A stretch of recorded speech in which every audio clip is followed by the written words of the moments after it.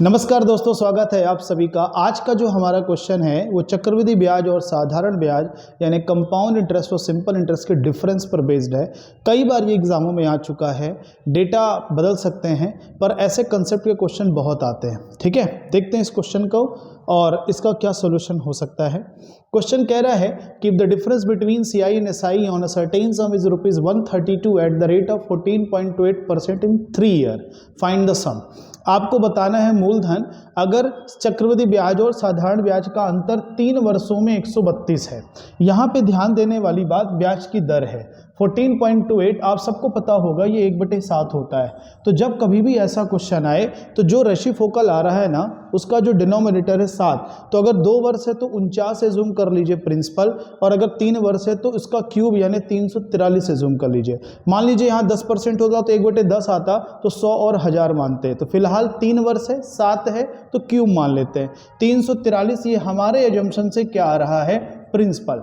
अब हम इनका क्या निकालते हैं, चक्रवृद्धि ब्याज। चक्रवृद्धि ब्याज कैसे निकालेंगे सर, इसका 1/7 होगा तो कितना बनेगा 49 पहले साल, दूसरे साल 49 का भी 1/7 मिलेगा।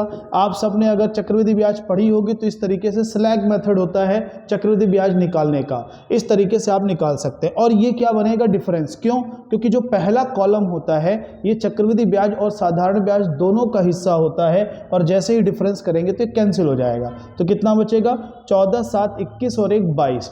हम लोग के एजम्पशन के हिसाब से डिफरेंस 22 आ रहा है और इन्होंने कितना दिया है 132। तो 22 रुपये 132 है तो 1 रुपये कितना होगा 6, यानी हमारा एजम्पशन 1 रुपये इनके 6 रुपये के बराबर है। तो हमारा एजम्पशन कितना था 343, तो इनके प्रिंसिपल 6 गुने इसके बराबर होगा। तो 343 में 6 का गुणा करिए, 6 त्रिक 18, 6 चौको 24 और 1 25, उसका कैरी 6 त्रिक 18 2 20। तो इसका आंसर हो गया 2058 रुपये। ठीक है, तो यहाँ पे ध्यान देने वाली बात यह है कि इसका साधारण और सिंपल तरीका क्या है क्वेश्चन को सॉल्व करने का, तो वो रेसिप्रोकल है। और ये तो मैंने आपको समझाया है।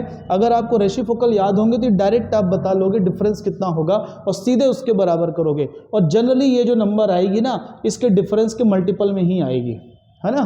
तो इसलिए बहुत आसानी से ये सॉल्व हो जाते हैं। उम्मीद है आप सबको समझ आया होगा। ठीक है, कल फिर मिलेंगे एक और अच्छे क्वेश्चन के साथ, उसके एक नए तरीके के साथ।